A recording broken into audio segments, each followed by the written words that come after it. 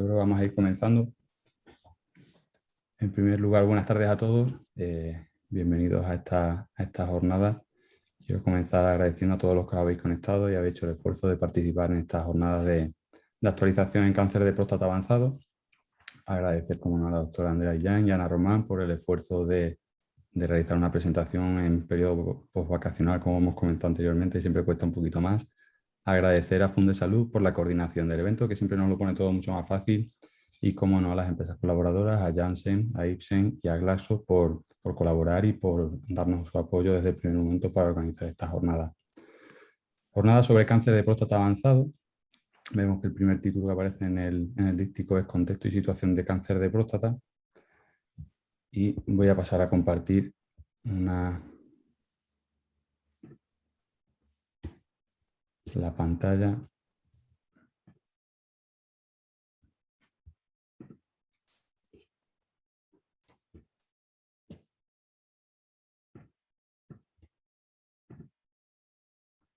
¿Se ve? Sí.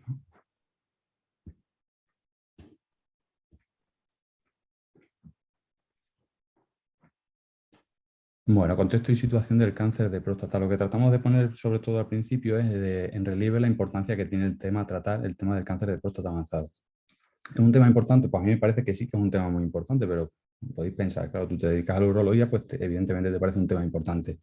Pero no, el motivo es que la patología tumoral, que es uno de los principales problemas de salud de la población, contiene como el cáncer de próstata como la patología. A ver, que no sé. Creo que no va. No lo has compartido. No. ¿Lo he compartido? No. Vamos otra vez a Zoom. Yo estoy viendo la pantalla compartida. ¿Se ve? Ahora sí, pero no sé. Ahora, no. Ahí.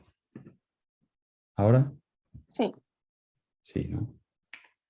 Vale. Bueno, pues decíamos que la patología tumoral es uno de los problemas más importantes de la población y el cáncer de próstata pues es la patología tumoral con mayor incidencia en la población masculina de nuestro país. También es la patología tumoral más frecuente de todo el mundo, pero los datos que presento aquí en esta diapositiva son datos recogidos de Redecam de la población española, pues porque con esto de la pandemia la recogida de datos a nivel mundial pues tiene una serie de sesgos que hace difícil compararlo con los datos anteriores. Vemos en verde la incidencia de la patología prostática con respecto a otros tumores. La patología tumoral prostática, por fortuna, tiene un curso de evolución habitualmente prolongado en el tiempo y esto hace que, además de ser la patología con mayor incidencia en los varones de nuestro país, también sea la patología con una prevalencia a 5 años la más elevada de toda la patología tumoral que vemos en esta gráfica. Vemos aquí el tumor de próstata comparado con otros tumores tan frecuentes como el de colon, como el de la vejiga urinaria. Y podemos pensar, bueno, pues, ¿cómo es de importante el cáncer de próstata avanzado? Porque lo que estábamos viendo son datos del cáncer de próstata a nivel global. Pues, por fortuna, los pacientes de nuestras consultas debutan en cerca de un 90% con una enfermedad órgano-confinada. De manera que en un 4% son pacientes que debutan de manera metastásica, un 1% tienen enfermedad ganglionar y un 5% son patologías localmente avanzadas. Si pensamos que el 90% es órgano confinado, tenemos que pensar que, por contra, cerca del 10% de los pacientes van a debutar de manera avanzada. Un 10% de la patología que hemos dicho que tiene mayor incidencia a nivel de la población masculina, con lo cual no va a ser raro que tengamos que atender uno de estos pacientes en nuestras consultas. A esto tenemos que añadir que del 90% de los pacientes que debutan con enfermedad órgano confinada, un porcentaje tampoco desdeñable va a progresar a lo largo del tiempo a una enfermedad más avanzada. Es importante también el tema porque vemos como a partir del 2010 se produce una ruptura con lo que se venía haciendo en los últimos 40 años. Hay un boom y un desarrollo farmacológico importante con impacto en la clínica de nuestros pacientes, de manera que va apareciendo docetaxel, cabazitaxel, enzalutamida, viraterona, una serie de fármacos en diferentes fases de la enfermedad avanzada con impacto. Por lo tanto, tenemos pacientes que no va a ser raro que tengamos que atender en nuestras consultas, con una cantidad de novedades terapéuticas en los últimos años y que van a seguir apareciendo, porque no olvidemos que es un campo en el que se siguen realizando numerosos ensayos clínicos, con combinaciones, con nuevas moléculas, y que son pacientes que van a consultar en diferentes niveles asistenciales, en atención primaria, en atención especializada, en diferentes especialidades y que van a requerir, por tanto, de una colaboración y una coordinación de las diferentes partes que participamos en esta atención para que el control de nuestros pacientes sea el mejor posible. Bueno, pues el contexto y situación es ver la importancia que tiene el tema. Yo creo que de momento vamos empezando con las presentaciones, que es lo que realmente importa, y vamos a empezar con la presentación de la doctora Ana Ángeles Román, cáncer de próstata, para quién, cuándo y cómo.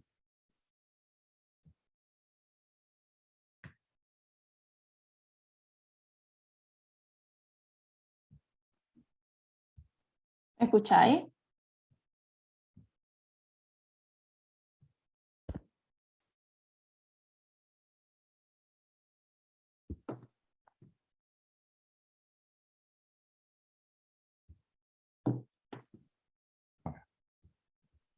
¿Ahora? Vale, se me había cerrado todo. Vale. Un momento que esto me está dando como problema. Recordaros que a lo largo de las presentaciones podéis ir haciendo preguntas en la pestañita que pone preguntas y respuestas, que se irán respondiendo a continuación de las respectivas presentaciones. Y cualquier persona que quiera comentar algo puede levantar también la mano y le damos paso. Ahora.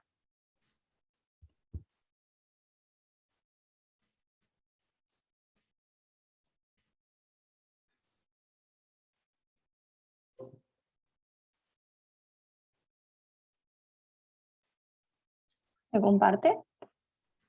No, o sea, se ve, pero no se pone en grande.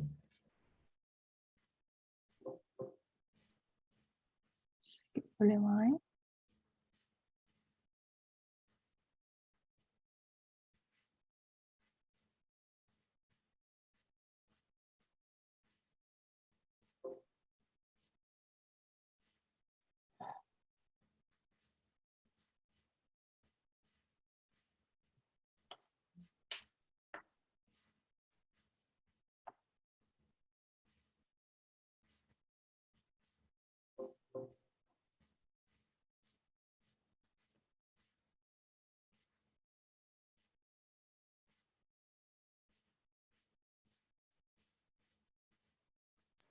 Creo que puede ser un problema Pues no sé qué del problema pueda PowerPoint. haber. Creo que del PowerPoint, que como que no reacciona cuando le das al botón. Puedo, Sí, quizá dándole arriba donde pone vista, se pueda, vista. arriba justo abajo de en el panel de control, donde pone inicio, insertar, diseño, justo un poco más a la A derecha. ver, es que con la barra. A ver. Vista, ¿no? Sí. Tampoco parece que reaccione.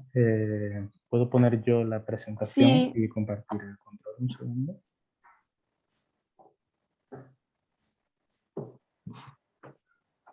Vale.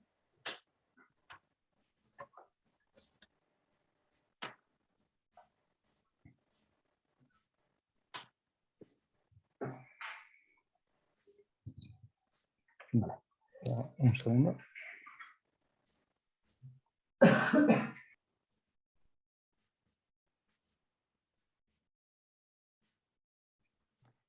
A ver, no sé si es problema de...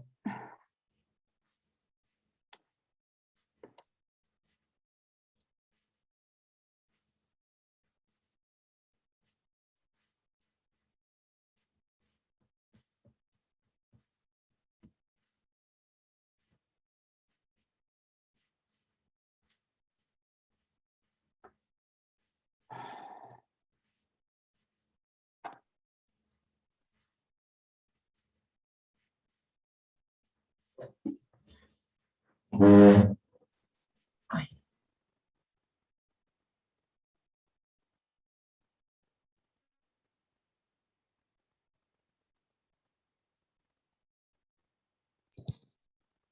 Vale, en Estoy teoría hablando, ya...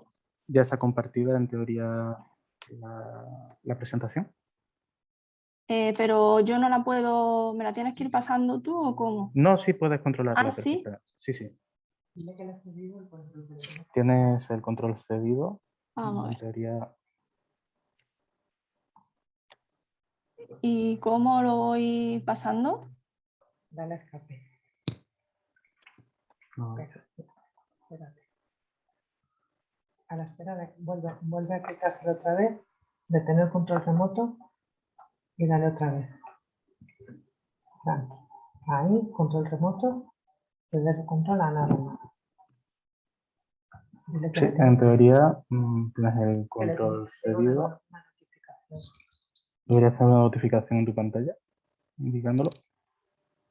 Sí, me ha salido una notificación, pero no me... Es decir, Si no me deja... pulsas sobre la diapositiva no puedes avanzar. No, Bueno, puedo ir pasando yo la diapositiva entonces. Así no retrasamos la sesión. vale, a ver si te parece. Es que creo que es un problema del PowerPoint, que es otra edición distinta. Voy un momentito a probar a abrir en el otro, a ver si responde, si te parece, ¿vale? Es que Vale, me es más cómodo poder ir pasándolo yo. Sí, sí.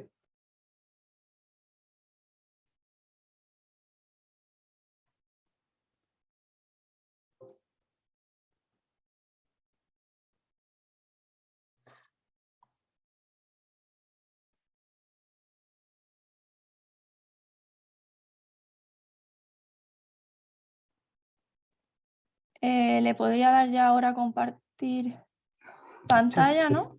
sí.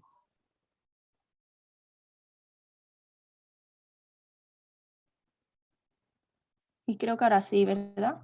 Sí, Sí, ahora se ve perfectamente. vale.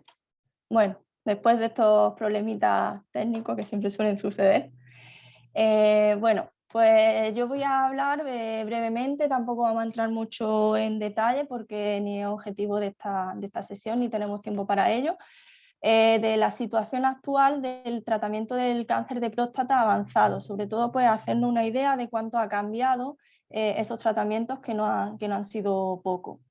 Ya ha comentado el doctor Molina, tampoco vamos a entrar en detalle, el cáncer de próstata pues, es una patología muy prevalente y además pues, tiene un impacto en mortalidad importante actualmente. Y esto de hecho es a día de hoy, pero las previsiones de futuro pues parece que la cosa pues, no va a cambiar mucho, es decir, no parece que se vaya a estancar ni tampoco parece que vaya a disminuir. Esta es una estimación de futuro a 20 años, en lo que pues, parece que se estima que se podrán diagnosticar hasta 15.000 casos nuevos de cáncer de próstata anuales de los que se diagnostican actualmente.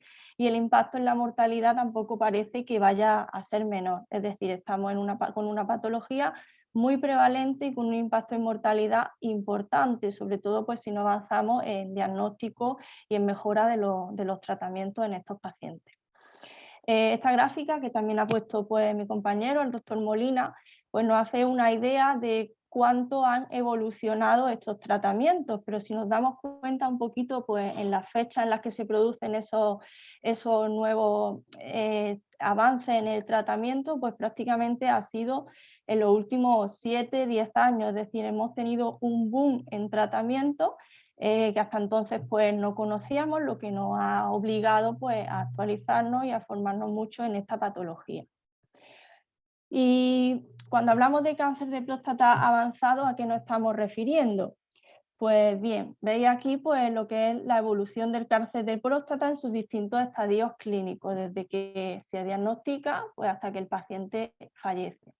Cuando hablamos de cáncer de próstata avanzado, tradicionalmente pues estamos hablando de aquellos pacientes que se diagnostican, es decir, que tienen una enfermedad que no está localizada en la próstata, que tienen metástasis, ya se han diagnosticado de esa manera de novo o que hayan progresado a raíz de una enfermedad localizada.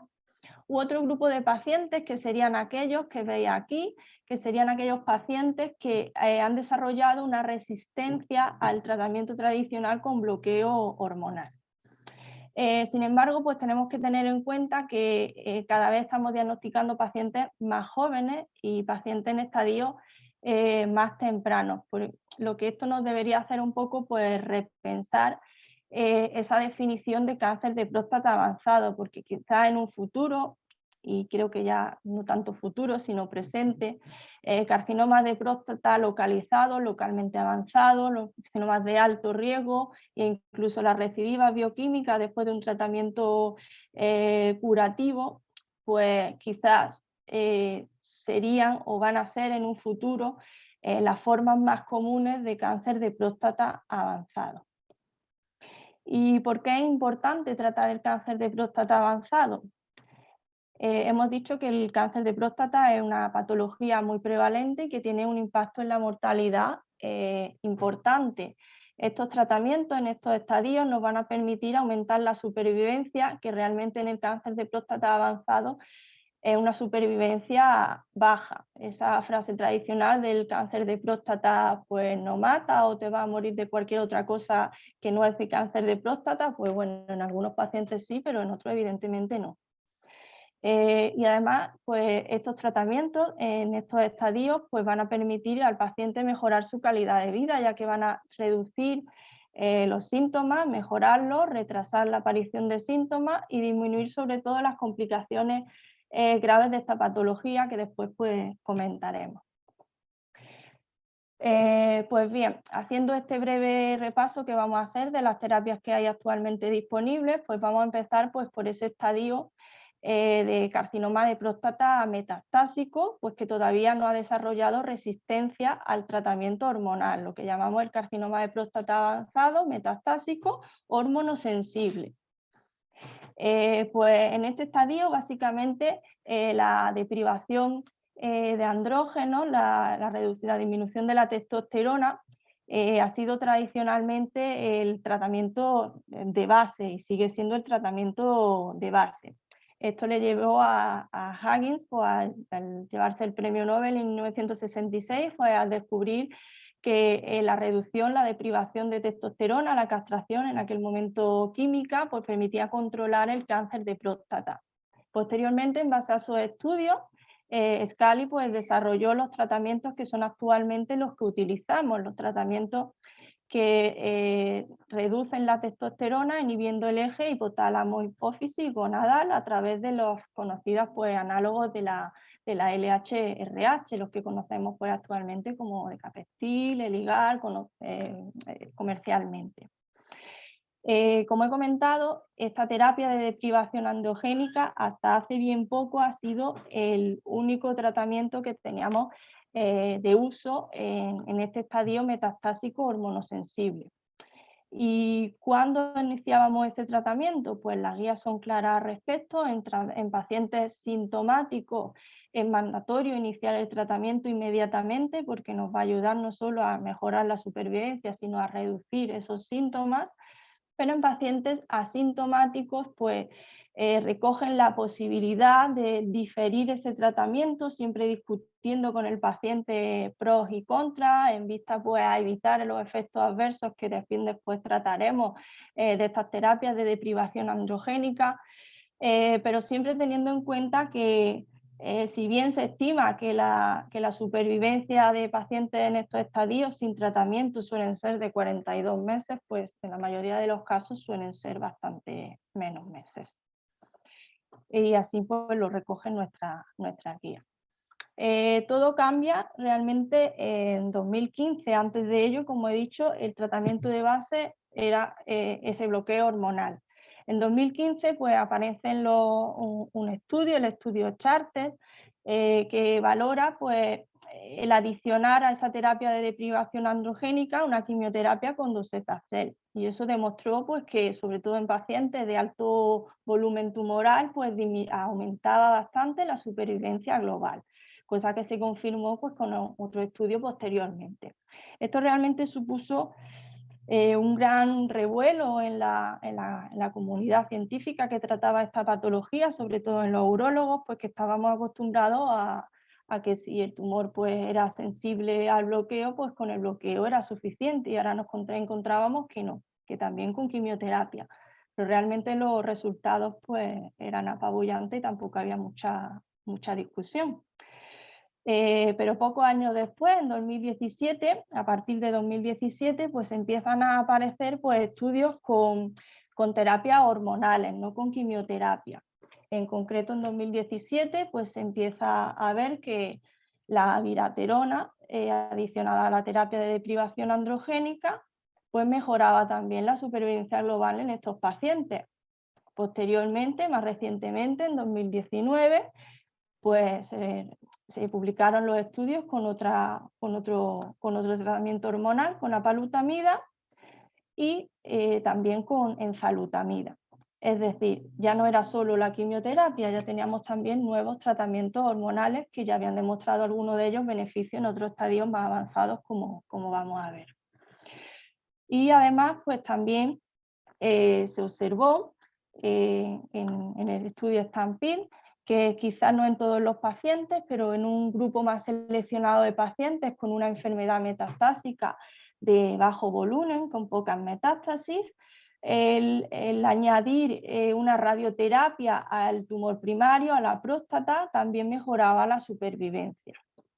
En definitiva, lo que anteriormente era tratar solo con deprivación androgénica, con bloqueo hormonal, con el IGAR del Capestil, para que me entendáis, actualmente la evidencia nos indica que la terapia estándar en este estadio no es la terapia de deprivación androgénica solo, sino ella asociada pues, a algunos de los fármacos, de las moléculas pues, que os he comentado anteriormente.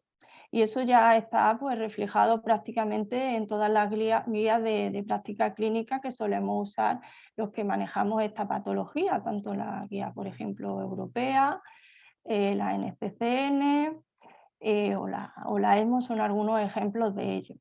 Es decir, esto nos lleva a reflexionar que a día de hoy pues, deben ser pocos los pacientes con un cáncer de próstata metastásico hormonosensible que estén siendo tratados solo con deprivación androgénica.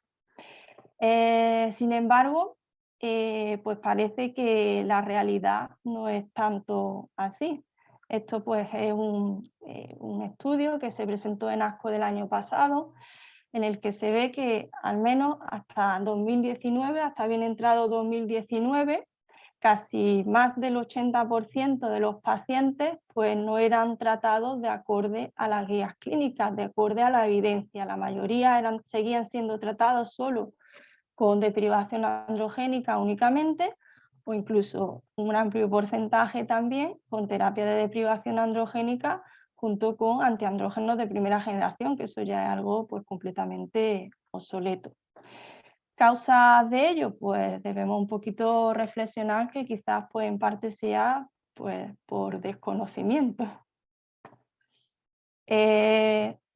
Siguiente escalón que vamos a tratar, pues ya hemos visto los pacientes que no tienen resistencia a la castración, que son hormonosensibles y que tienen metástasis. Vamos ahora a ver pues, los tratamientos que hay disponibles en aquellos pacientes que han desarrollado resistencia al tratamiento estándar, que es el bloqueo hormonal. Estos pacientes pueden ser tanto metastásicos como no metastásicos. Los criterios de resistencia a la castración pues, ya vienen definidos prácticamente desde 2014. Los que manejamos esta patología pues, los conocemos con soltura, los usamos estrictamente para diagnosticar a nuestros pacientes que se puedan beneficiar de tratamiento. Y básicamente esos criterios pues, lo que nos dicen es que son pacientes que a pesar de tener testosterona en rango de castración, pues presentan una elevación del PSA, según los criterios que veis ahí en pantalla, o una progresión radiológica. Como he comentado, estos pacientes pueden ser metastásicos o no metastásicos, y realmente esto es un estadio que es ciertamente prevalente. Se estima que en España el 17,8% de los pacientes con cáncer de próstata son resistentes a la castración. En esta gráfica pues, podéis ver un poco pues cómo ha evolucionado el tratamiento en estos estadios. Como veis, pues en el pasado prácticamente disponíamos de lo que era la base, que era el bloqueo hormonal, y en algunos casos pues se podía emplear quimioterapia, pero realmente la quimioterapia en estos estadios llevaba a pocos pacientes, principalmente porque el estadio de resistencia a la castración ya es un estadio más terminal en los que en los pacientes la calidad de vida no es la misma que al inicio de la patología, por lo que a veces no era posible un tratamiento con quimioterapia. Como veis por fechas, pues básicamente desde 2010-2011 empezaron a aparecer estudios ya con tratamientos hormonales, pero realmente tratamientos hormonales que, por ejemplo, aquí en España, fuera de ensayo clínico, no hemos podido emplear prácticamente hasta 2014. Vamos a empezar, sobre todo, primero hablando, así por seguir un orden cronológico, pues por esos pacientes que presentan una resistencia a la castración, pero que no presentan metástasis. ¿En qué situación de tratamiento estamos ahora? Pues básicamente, primero destacar que no todos los pacientes no metastásicos son iguales, uno presenta más riesgo que otro. Y ese riesgo se ha visto que está determinado por el doblaje del PSA, por el PSA Doubling Time. Como veis en la gráfica de la derecha, pues hay un punto de corte básicamente de un PSA Doubling Time en torno a 10, 8 menores, en la que el riesgo de muerte o de desarrollar metástasis pues se eleva exponencialmente. Y realmente a día de hoy pues los tratamientos que hay disponibles para tratar estos estadios no metastásicos de resistencia a la castración pues son para pacientes de alto riesgo, es decir, pacientes con PSA Doubling Time cortos, menores de 10, aquí en España por criterios de financiación pues 6 meses. Destacar la importancia de este estadio respecto a que son pacientes, pues normalmente como no tienen metástasis, son pacientes asintomáticos y que generalmente tienen una muy buena calidad de vida, por lo que estos tratamientos realmente tienen un objetivo más que retrasar ese desarrollo de las metástasis, que es pues mantener esa calidad de vida que tiene el paciente. Hay 3 fármacos que tenemos actualmente disponibles para uso en España, que son apalutamida, enzalutamida y darolutamida, 3 fármacos que en sus ensayos pivotales han demostrado no solo mejorar la supervivencia global, la supervivencia libre también de metástasis de hasta 2 años, sino que también pues, mantienen la calidad de vida del paciente. Fármacos, como comento, ya disponibles para uso en España desde hace poco, pero afortunadamente ya. Indicaciones recogidas prácticamente ya en todas las guías clínicas. Un caso bien distinto pues es ya el carcinoma de próstata resistente a la castración que ha desarrollado metástasis. Este es un estadio pues ya mucho más complejo en una situación terminal de una enfermedad letal como el cáncer de próstata, principalmente porque son pacientes con una calidad de vida muy empeorada por los síntomas de esa enfermedad en la mayoría de los casos.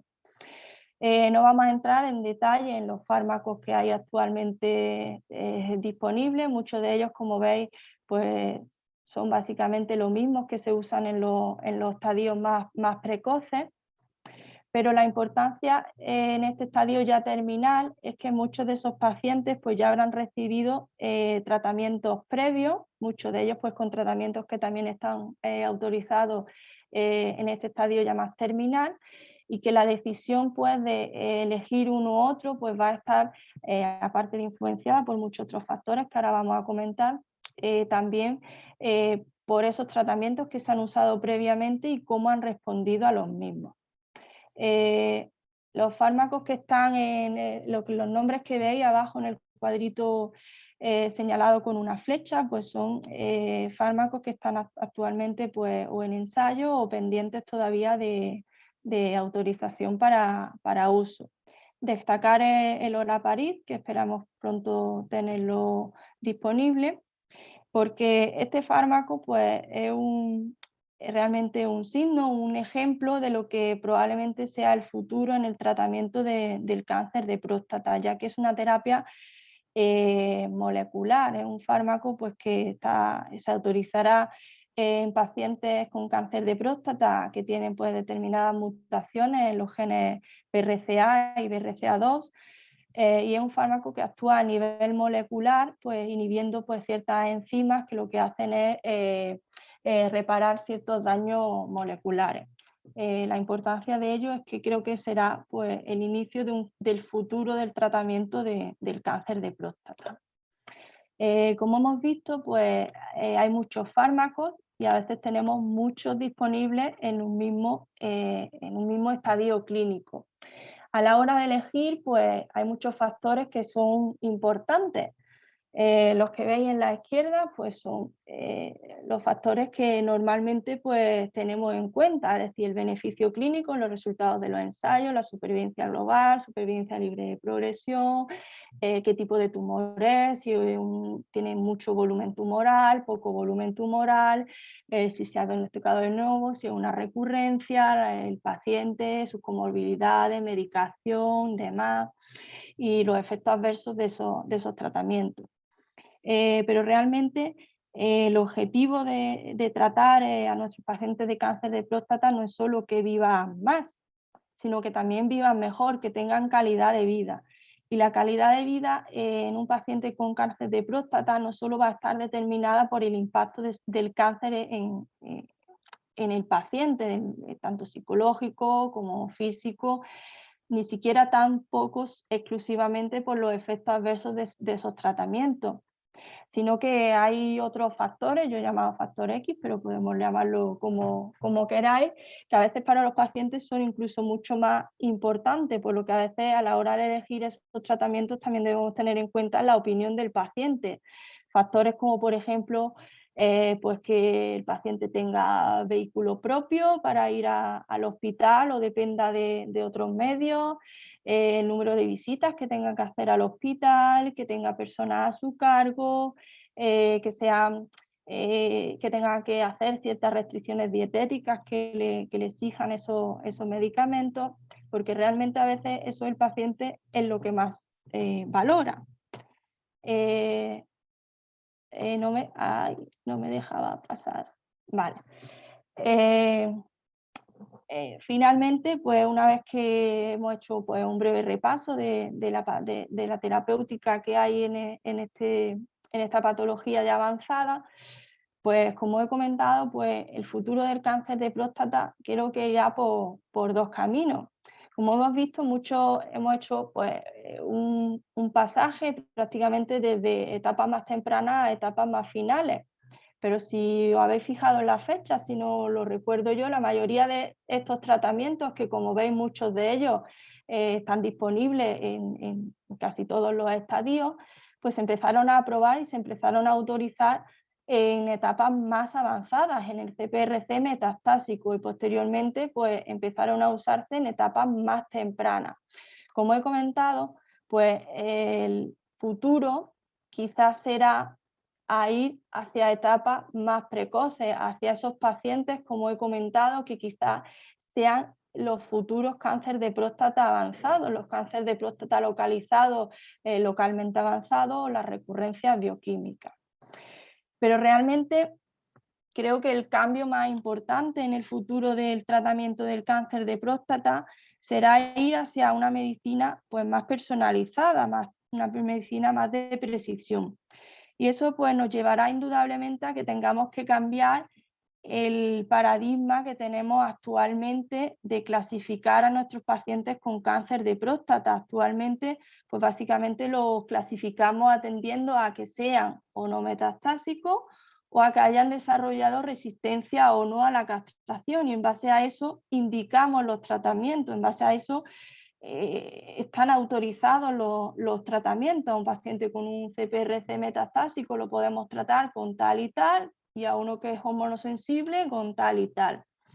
Pero realmente, como os he comentado, los tratamientos en muchos casos son el mismo tratamiento, es decir, ha demostrado beneficio tanto en un estadio metastásico resistente a la castración como en un estadio hormonosensible.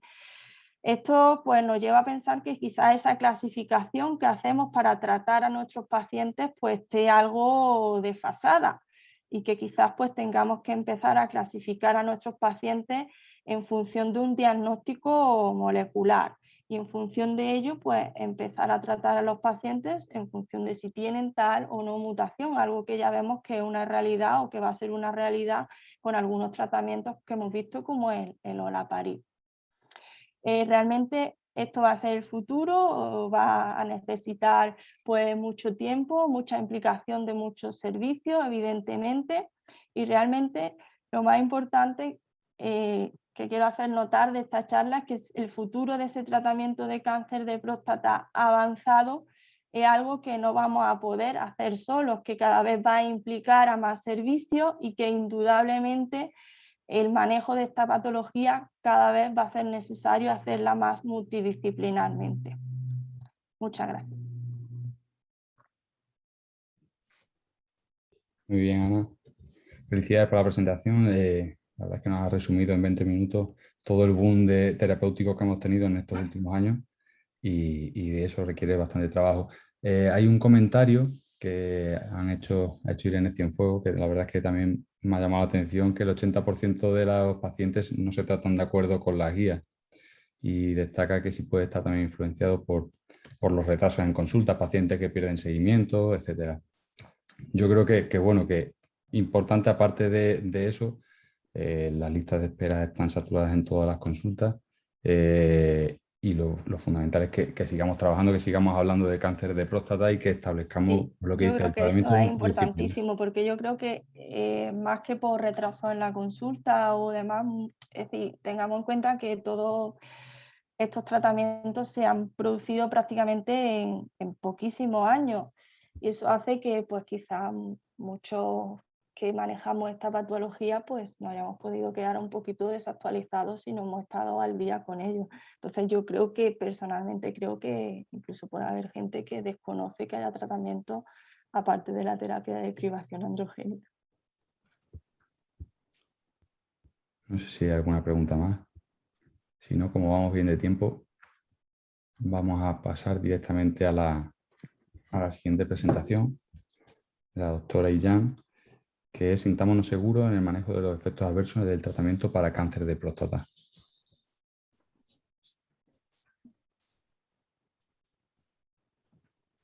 Voy a compartir.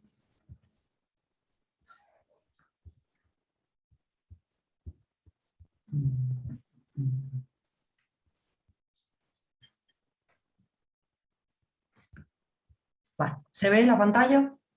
Sí, perfectamente. Vale, perfecto. Bueno, pues buenas tardes a todos. Yo soy Andrea Illán, soy oncóloga médica del Hospital de Plasencia. En primer lugar, dar las gracias a los compañeros urólogos que me han invitado a dar esta ponencia y, bueno, también, por supuesto, a los patrocinadores. Me voy a encargar de una parte que es de obligado conocimiento para todo aquel médico que de una u otra forma estará en contacto o está en contacto con los pacientes que reciben tratamiento para cáncer de próstata avanzado y fundamentalmente, bueno, pues versa sobre el perfil de seguridad o la toxicidad de todo este arsenal terapéutico que desde luego es una pasada y que cada vez seguramente irá más. Bueno, Ana lo ha resumido perfectamente, todas las etapas que existen en el cáncer de próstata.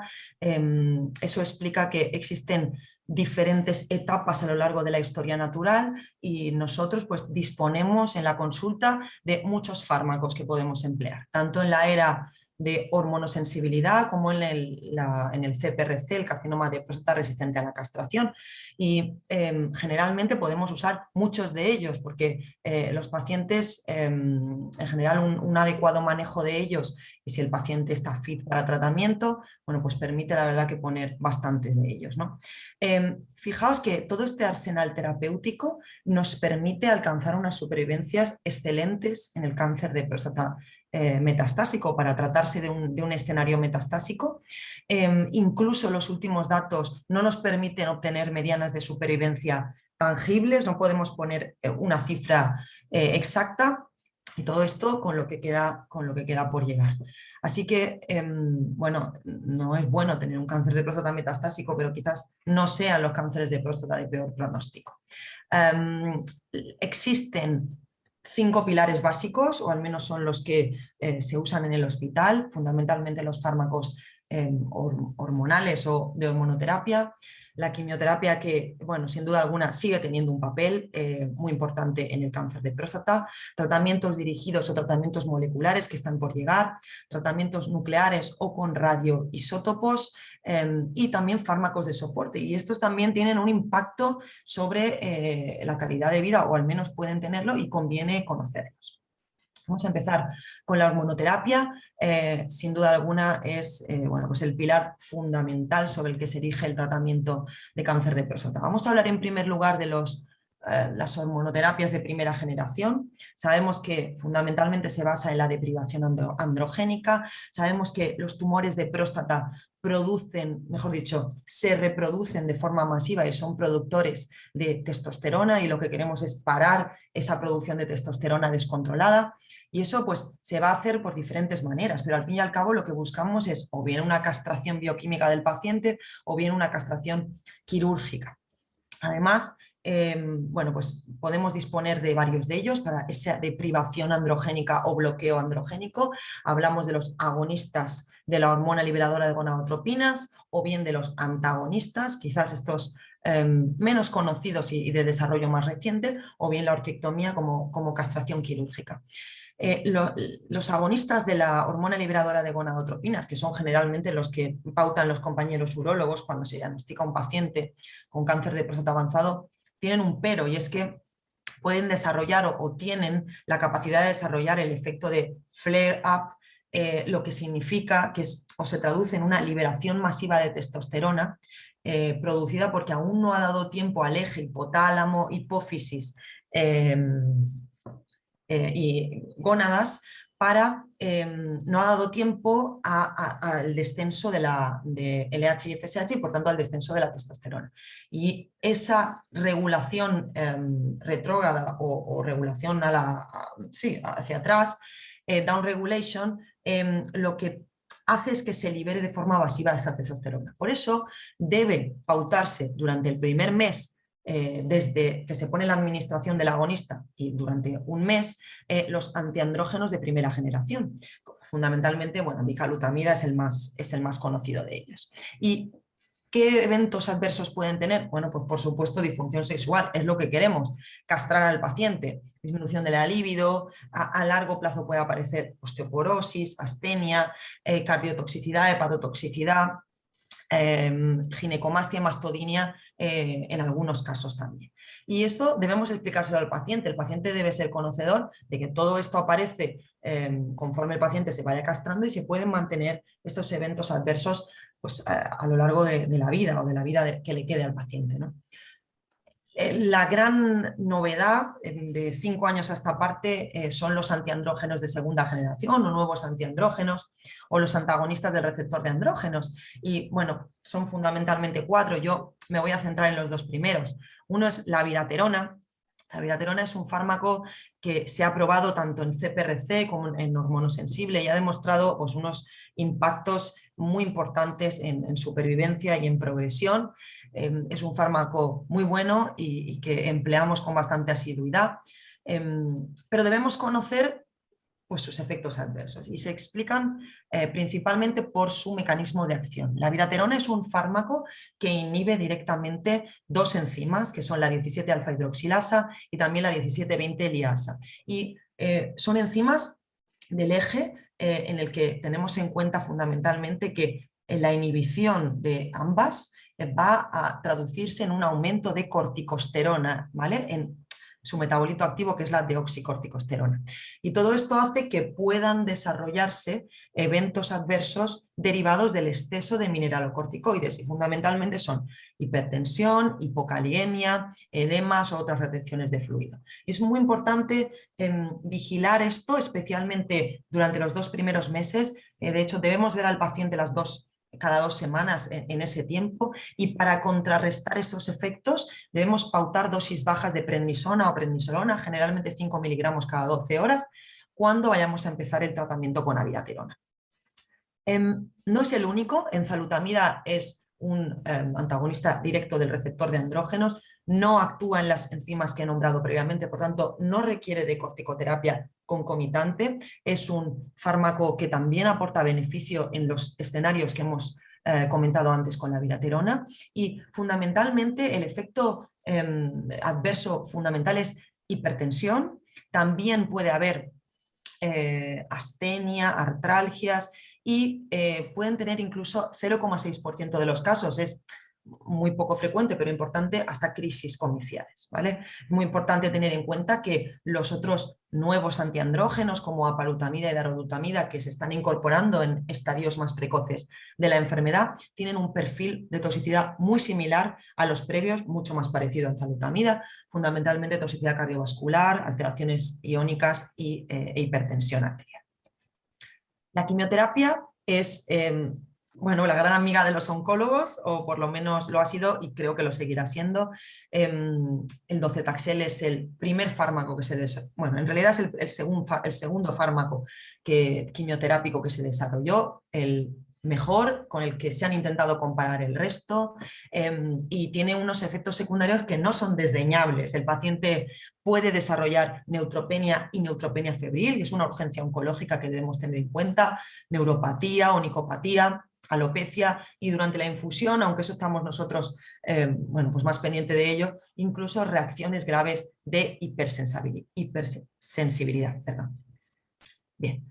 Cabazitaxel es otro taxano, forma parte del mismo grupo, de la misma familia que docetaxel, y generalmente lo empleamos en segunda línea, es decir, al progreso a docetaxel. Parece que ese es el nicho en el que mejores resultados tiene, y fundamentalmente los eventos adversos son hematológicos, neutropenia febril y gastrointestinales con diarrea como principal toxicidad.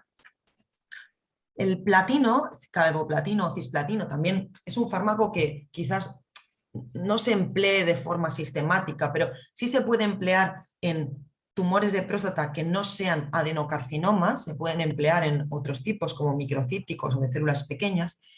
También se pueden emplear cuando el paciente ha pasado por muchos fármacos y no se puede volver a repetir esos fármacos y parece ser que ha tenido un cierto impacto, no categoría 1 ni muchísimo menos, y según analogía con otros tumores, parece que en los pacientes que puedan tener algún síndrome familiar de cáncer de próstata, los platinos siempre, bueno, desde luego parece que son más efectivos en este contexto. Bien carboplatino o bien cisplatino se pueden emplear. Generalmente cisplatino es más palo, como digo yo en la consulta, y tiene un perfil de toxicidad de nefrotoxicidad, neurotoxicidad y ototoxicidad, y hay que hacer una prevención muy importante de la émesis por quimioterapia, mientras que el carboplatino, bueno, pues quizás sea más llevadero, aunque la mielosupresión es más potente y puede desarrollarse hepatotoxicidad también con su administración. Centrándonos en las toxicidades potencialmente más graves de la nueva hormonoterapia y de la quimioterapia, este estudio publicado el año pasado relata que las toxicidades más graves pueden ser hipertensión, fracaso, bueno, fallo cardíaco, enfermedad isquémica, desarrollo de arritmias, y tanto con los nuevos antiandrógenos, enzalutamida, APA y darolutamida, abiraterona también y docetaxel. O sea que ojito a estos pacientes que ya tienen antecedentes o que pueden desarrollar comorbilidades cardiovasculares. Abiraterona y enzalutamida también es muy importante tener en cuenta que el uso o la administración, la toma, puede aumentar el riesgo de toxicidad de tipo hipertensión o de cualquier tipo de toxicidad cardíaca. Fijaos que la toxicidad cardíaca en general, todos los grados puede aumentar hasta un 36% y para alto grado puede aumentar hasta un 84%. O sea, es algo nada desdeñable y nada insignificante. Al contrario, carece de tiene mucha relevancia. Los tratamientos dirigidos probablemente sean el futuro, estoy de acuerdo con la compañera. El que está ya tocando la puerta de entrada es el olaparib. Y es que el cáncer de próstata, hasta entre un 5 y un 10% de los casos, parece que tienen un componente hereditario o bien un componente de asociación familiar. Y en estos casos pueden tener una mutación del BRCA. El BRCA no es solo el gen de Angelina Jolie, de cáncer de mama y ovario, también parece que páncreas y cáncer de próstata, especialmente el BRCA2, y parece que puede tener un beneficio muy importante, puesto que puede ayudar a reparar los genes que están relacionados, bueno, pues con la reparación homóloga del ADN. Y esto es, bueno, pues seguramente va a ser, como digo, el futuro y no muy lejano. Los eventos adversos ya los conocemos los oncólogos porque lo usamos en otros tumores, fundamentalmente astenia, toxicidad hematológica y también náuseas y vómitos. Pero en general es un tratamiento que se suele llevar de forma aceptable. La inmunoterapia es el gran descubrimiento, a mi juicio, de la oncología en los últimos años, y esa es la espina que tiene, o al menos de momento tiene, el cáncer de próstata. Yo, cuando veo a un paciente en la consulta y es candidato a inmunoterapia, siempre le explico que la diferencia entre la quimioterapia y la inmunoterapia es la siguiente. La quimioterapia es citotóxica y por tanto destruye todas las células malas, o al menos esa es la intención, y también destruye algunas buenas, por eso el paciente a veces está regulín, lo tolera regular, pero la inmunoterapia no. Fundamentalmente la inmunoterapia es un tratamiento, un conjunto de tratamientos que se va a encargar de estimular la respuesta inmunitaria, y esa respuesta inmunitaria se va a hacer a través de los linfocitos T citotóxicos y tiene que estar mediando la célula presentadora de antígenos, y van a liberar una cascada inflamatoria que va a ser capaz de condensar al tumor y destruirlo, o al menos destruirlo, aunque de forma más lenta, controlar su crecimiento e incluso reducirlo.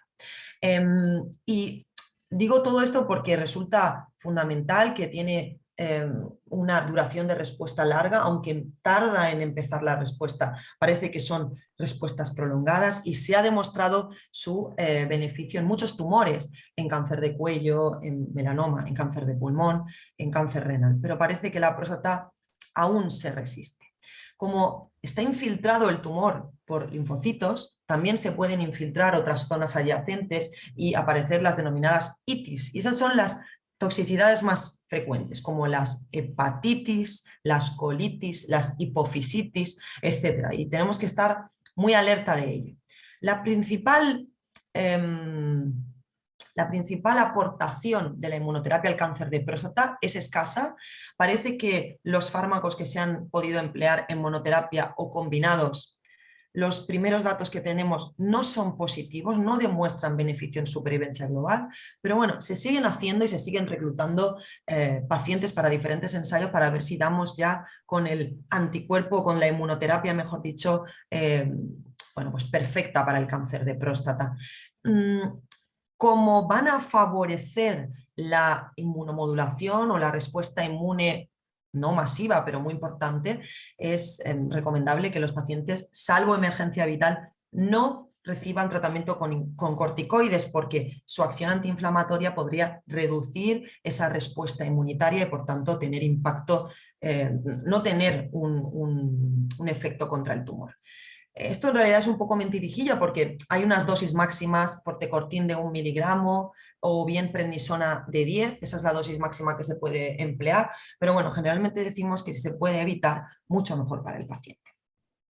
La única inmunoterapia que se ha desarrollado el cáncer de próstata con resultados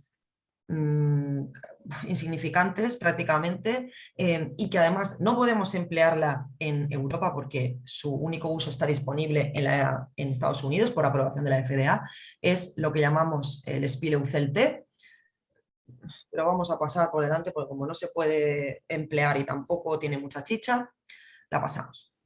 Hay otros fármacos también que resultan importantes y que usamos y vamos a poder usar. Uno de ellos es el radio 223, que son partículas alfa que van a poder hacer efecto en CPRC metastásico con únicamente enfermedad ósea, y parece que fundamentalmente los eventos adversos aquí, ya que puede afectar al hueso, pues son de supresión de la médula ósea, neutropenia, trombopenia y anemia, y también toxicidad digestiva de tipo diarrea. El lutecio 177 unido al PMSA también puede tener, aunque ahora no disponemos de él en la actualidad, pero también tiene un papel, o al menos puede tener un papel en CPRC metastásico, y tiene un perfil de toxicidad muy similar al del radio. Estos son partículas beta. Puede tener como eventos quizás menos frecuentes, pero alerta, hepatotoxicidad y nefrotoxicidad. Bueno, los bifosfonatos son otra categoría de fármacos que todo paciente con cáncer de próstata metastásico a hueso debe recibir, ya sea con ácido zoledrónico, Zometa, que es lo que más empleamos en la actualidad, o con denosumab, que tiene un mecanismo de acción diferente. Se ha demostrado que ambos son capaces de reducir la incidencia de los ERES. Los ERES son los eventos relacionados con el esqueleto y son fundamentalmente el dolor relacionado con metástasis ósea, la compresión medular, la necesidad de radioterapia o bien de cirugía ósea urgente. Al actuar sobre el hueso tienen unos eventos adversos como hipocalcemia. De hecho, ambos se pueden usar como tratamiento de la hipercalcemia porque son hipocalcemiantes, también por los cofactores hipomagnesemia e hipofosfatemia. Y ojito, porque tanto hay que ajustarlo a la insuficiencia renal como puede el ácido zoledrónico generar insuficiencia renal, pero la toxicidad más grave es la osteonecrosis mandibular, y desgraciadamente no es algo que esté obsoleto. Parece que a mayor cantidad de dosis recibidas el paciente tiene más posibilidad de desarrollarlas, y que no se sabe lo que pasa más allá de 2 años. Solo hay estudios con estos fármacos hasta 2 años. Más allá de 2 años no se sabe lo que va a pasar con la osteonecrosis mandibular ni sobre el beneficio sobre el hueso. Quería también en otro episodio, en otro capítulo de la presentación, hablar sobre las interacciones farmacológicas, porque esto se nos olvida, pero que los fármacos tengan dianas terapéuticas cada vez más específicas hace que existan unas posibilidades muy altas de interaccionar con otros medicamentos, y sobre todo más en una población como la de cáncer de próstata, que son pacientes generalmente ancianos o de edades medias altas y que ya tienen otras comorbilidades, y para esas comorbilidades otros fármacos. Por eso me parece fundamental que cuando tengamos a un paciente con alguno de estos tratamientos, especialmente con los nuevos antiandrógenos, seamos capaces de establecer un plan de interacciones farmacológicas, y eso se hace a través de unos, en internet existen unos programas.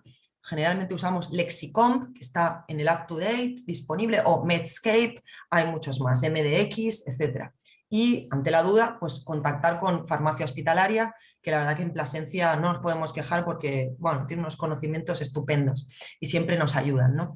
Y esto se pone de manifiesto en la literatura científica. Fijaos, en este estudio sobre las interacciones farmacológicas de hace un par de años, si no recuerdo mal, es un estudio hecho por farmacéuticos de 35 pacientes que estaban con apalutamida, lo podemos ver en la parte inferior de la gráfica, hasta 18 pacientes se consideró que tenían que cambiar la medicación de las comorbilidades, y en 4 de esos pacientes tenían que evitarlas por contraindicación absoluta. Con enzalutamida hasta 26 pacientes de 36, y en uno de ellos también era prohibida, ¿no?, la concomitancia. ¿Por qué? Pues porque las vías de actuación, de los mecanismos de acción de estos fármacos, generalmente de abiraterona y enzalutamida, bueno, pues su metabolismo es por citocromos, y esos citocromos metabolizan otros fármacos. Abiraterona, el citocromo P2C8. Esto se nos va a olvidar, y el 2D6, pero bueno, oxicodona, amitriptilina, carbamazepina, amiodarona, que es un fármaco muy, muy pautado. En el caso de la enzalutamida, el citocromo P2C8, bueno, pues tenemos muchos, quetiapina, warfarina, también genfibrocilo, etc. Para ello, unos compañeros del 12 de octubre de Farmacia Hospitalaria. En el año 2016 publicaron un artículo que el jefe de Farmacia Hospitalaria de Plasencia, bueno, pues me ha enviado sobre las interacciones con abiraterona y enzalutamida de la mayor parte de los fármacos que se emplean, que se pautan en atención primaria. Pero fijaos, desde atorvastatina hasta bisoprolol, pasando por captoprilo o por mirtazapina, son muchísimos y debemos conocer, bueno, no conocerlas, pero debemos tenerlas presentes y buscar en ellas cada vez que vamos a un paciente con alguno de estos dos fármacos. Bueno, docetaxel y cabazitaxel, la quimioterapia, bueno, pues por supuesto también tienen interacciones, esas quizás las vigilemos más nosotros porque somos los oncólogos los que ponemos estos tratamientos.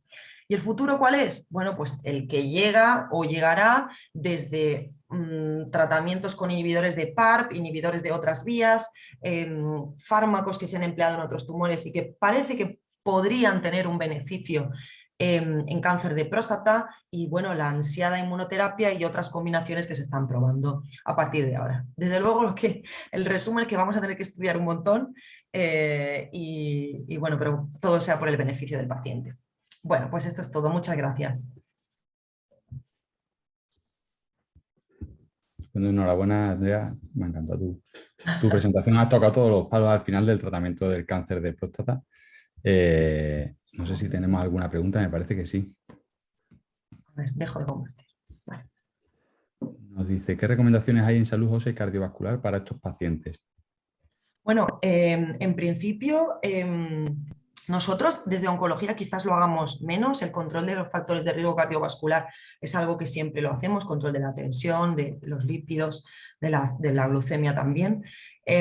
No sé si en nuestra sociedad, me suena que sí, pero tendría que confirmarlo. Existe un programa de control de la toxicidad cardiovascular, pero fundamentalmente es control, o sea, prevención o bien primaria. Esa generalmente se pauta por parte del médico de atención primaria, o la prevención secundaria, que la podemos pautar nosotros o algún otro médico. Creo que existe algún programa, pero no lo puedo certificar, o sea, con datos, pero creo que sí. Y luego también nos han preguntado, después de la primera presentación, que si disponíamos de consultas específicas para el manejo de estos pacientes. Nosotros en el Hospital de Plasencia no. Yo puedo hablar por mi servicio en las consultas de oncología, imagino que las de urología también. Todas las consultas se pregunta sobre los eventos adversos, porque es que además pueden limitar o pueden hacer que ya no el paciente pueda recibir más tratamiento. Entonces, en todas las consultas en las que se vaya a pautar o se tenga intención de pautar, siempre se debe preguntar por el perfil de seguridad. Pero no hay una consulta. La consulta específica de cáncer de próstata, nosotros sí ponemos de una que lleva funcionando pues pocos meses, pues, sobre todo para intentar dedicarle un poquito más de tiempo a estos pacientes y como hay constantes novedades, pues para estar un poquito más pendientes. Pues no sé si hay algo más en el chat, reviso un momentito y si no pasamos a la última presentación. Buena pregunta, importante prevención de factores de riesgo cardiovascular y potenciar salud ósea en pacientes con TDA. Sí, eso es muy importante porque generalmente quizás lo hagamos nosotros más cuando hay metas óseas. Como tenemos que poner, como pueden generar hipocalcemia, siempre ponemos un tratamiento de soporte con calcio y con vitamina D. Y eso es fundamental porque, claro, a largo plazo, tanto por eso como por la deprivación androgénica especialmente, puede aparecer osteopenia, osteoporosis, fracturas patológicas. Entonces nosotros siempre hacemos ese tratamiento de soporte. Bueno, para nosotros que hay que hacer ese tratamiento de soporte. Completamente de acuerdo.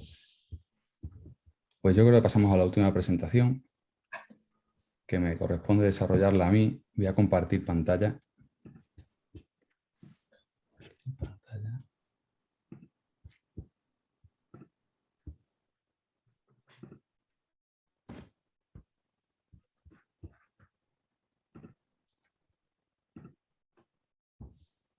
Se ve, ¿verdad? Sí. Vale, pues comienzo la última presentación que trata sobre las complicaciones urológicas que pueden aparecer en un paciente en el curso de su enfermedad en la fase avanzada.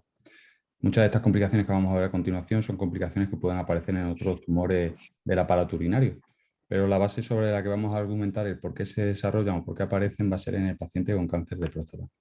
También veremos alguna complicación que, sin ser puramente urológica, sí está bastante relacionada con la patología tumoral prostática. Pues bien, nos preguntamos qué puede ocurrir en un paciente con cáncer de próstata avanzado. Nos tenemos que quedar con esta imagen, con la localización de la anatómica de la próstata y cómo puede afectar cuando va avanzando la enfermedad por infiltración local o a distancia. La próstata está situada por debajo, aquí, por debajo de la vejiga, formando la uretra prostática. Por debajo va a tener la uretra y la raíz de los cuerpos cavernosos del pene, por delante va a tener el pubis, detrás el recto, y cuando afecta de manera avanzada a los ganglios, se van a ver afectados los ganglios linfáticos pélvicos y retroperitoneales. Más adelante, cuando el paciente entra en una fase metastásica, pues la localización preferencial, como hemos hablado anteriormente, es la localización ósea. Y teniendo en cuenta todo esto, pues nos podemos encontrar en las consultas con pacientes que refieran dolor lumbar, que refieran sobre todo hematuria, sintomatología de tracto urinario inferior en sus diferentes manifestaciones y grados. La más llamativa y la más clarividente es la imposibilidad para orinar. Y también cuando el paciente está en una fase de enfermedad ósea, pues puede acudir refiriendo dolor o otra serie de manifestaciones relacionadas con estas lesiones óseas. Vamos a tratar de ir viéndolas una a una, de manera breve y un poquito cómo las diagnosticamos y las manejamos. Comenzamos con la hematuria, que es la manifestación principal de cualquier patología del aparato urinario. Es la presencia de sangre en la orina y es verdad que es una manifestación que es muy llamativa y que genera mucha ansiedad en los pacientes, aunque sea una hematuria leve, un poquito de sangre en orina tiñe mucho y al paciente le genera mucha preocupación. Lo primero que estamos hablando es de pacientes con cáncer de próstata avanzado, en la que por infiltración, pues el urotelio de la uretra prostática, como hemos visto en la imagen, o del suelo de la vejiga puede estar más hipervascularizado, con mayor fragilidad y más tendencia al sangrado. Pero también es verdad que es un cuadro que se puede dar en fases más iniciales de la enfermedad. Hay pacientes que han recibido radioterapia y que de manera inmediata, pues por la inflamación, pueden presentar episodios de hematuria, pero también a largo plazo, pues por alteraciones de la pared de la vejiga, alteraciones estructurales, alteraciones de la vascularización que hace que tenga más fragilidad capilar, pues no son raros los episodios de hematuria que en algunas ocasiones además son difíciles de tratar. La hematuria, como hemos dicho, es la manifestación principal de muchas patologías urinarias y por eso debemos hacer un diagnóstico diferencial y no presuponer que porque el paciente tenga un cáncer de próstata, la hematuria va a estar siempre relacionada con eso. Es verdad que puede ser habitual, pero debemos descartar otra serie de patologías. Y por ello en la anamnesis debemos investigar acerca de sintomatología asociada que nos orienten a una patología infecciosa, una patología litiásica, debemos indagar también los antecedentes hematológicos, pacientes que están anticoagulados, antiagregados y que puede favorecer la aparición de estos sangrados. Y cuando recibimos un paciente en nuestras consultas, vamos a ver esto. Lo primero que tenemos que decir es que tiene que orinar en un bote para valorar el grado de hematuria. Hay diferentes escalas visuales que nos van a permitir graduar la intensidad de la hematuria, pero habitualmente la hematuria en la que vemos la orina que se mantiene fluida, que no tiene tendencia a formar coágulos, suele ser una hematuria que se puede manejar al menos de inicio de forma conservadora. Los pacientes cuando acuden con una hematuria debemos tomarle la tensión y la frecuencia cardíaca. ¿Por qué? Pues porque no sabemos la intensidad de la hematuria que ha podido tener previamente ni la duración de estos episodios. Hay pacientes que lo llevan experimentando durante meses y por miedo no consultan, te dicen que han sido unos días solo. Pues bien, la toma de la tensión arterial y la frecuencia cardíaca nos pueden orientar acerca, sobre todo si de manera inmediata, si el paciente puede estar anemizado. Es obligado realizar una exploración abdominopélvica para descartar la presencia de un globo vesical. Es bastante común que cuando el paciente comienza con hematuria se forman coágulos, se obstruye la salida de la orina y el paciente presenta un globo vesical. Aquí vemos representadas las pruebas diagnósticas que realizamos. Las he agrupado en dos, unas pruebas iniciales que se deben realizar obligatoriamente y unas pruebas un poco más especializadas que se realizan cuando las primeras son negativas.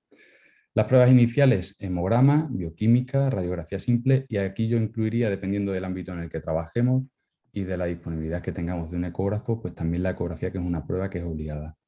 El hemograma y la bioquímica nos van a orientar acerca de la premura que necesitamos en el tratamiento de estos pacientes. La radiografía simple, que nos orienta sobre todo si el paciente refiere dolor lumbar o episodios de interrupción brusca del chorro de orina para buscar una patología litiásica. Y como digo, la ecografía es la prueba básica de cualquier estudio de hematuria. Cuando estas pruebas son negativas, pues ya pasamos a pruebas más especializadas como la cistoscopia o el TAC en fase y sin contraste, con una fase excretora que se llama uroTAC. pues para descartar otras causas de hematuria que debemos valorar siempre. ¿Qué causas son las que queremos descartar? Pues bueno, hay pacientes que porque no estén vaciando bien la vejiga, hay un éxtasis urinario y se forman piedras en la vejiga y pueden ocasionar episodios de hematuria. Puede tener un cólico renal que se acompaña de hematuria, como una piedra en el uréter. Hay pacientes que pueden desarrollar tumor vesical. Recordad que los pacientes que se han tratado con radioterapia en una fase inicial a largo plazo tienen mayor riesgo de desarrollar tumor vesical. Igualmente puede ser un paciente fumador que tenga más riesgo o el paciente, pues por el motivo que sea, puede desarrollar un tumor vesical de manera solapada con un tumor de próstata. Puede haber un tumor renal, un tumor de vía urinaria superior, todas esas patologías que pueden ser tratables para evitar la hematuria y para solucionar el problema del paciente, debemos descartarlo. Cuando asumimos que el problema es que la próstata es el origen del sangrado, habitualmente, al menos en la cistoscopia, se pueden ver algunos signos, aunque sean indirectos. No vamos a ver la próstata sangrando, pero sí que no vamos a ver la próstata como se ve aquí. Esta es la uretra prostática, son los lóbulos laterales y el verum montano, y vemos una mucosa muy rosadita. Esto no es lo habitual cuando el paciente ha sangrado de la próstata. Cuando el origen del sangrado es prostático, vamos a ver una próstata hipervascularizada, friable, que pasamos el cistoscopio y simplemente el paso del cistoscopio va a ocasionar un sangrado. Pues bien, ¿cómo vamos a tratar la hematuria? La hematuria que es leve, que vemos que o bien la escala visual o vemos una orina que se mantiene fluida, que no tiene coágulo y que no obstruye la salida de la orina, la vamos a manejar de forma conservadora con hidratación. Durante el tiempo que dure la hematuria debemos realizar controles analíticos para ver que el paciente no se anemiza. La hematuria que tiene una mayor intensidad va a requerir un sondaje vesical y un lavado continuo. El sondaje vesical quería mencionar que tiene que ser con una sonda de un calibre 22-24 que nos permita lavar la vejiga, porque hay que hacerle inicialmente antes del lavado continuo un lavado manual con una cierta energía para que si hay coágulos estos se puedan romper y se puedan evacuar.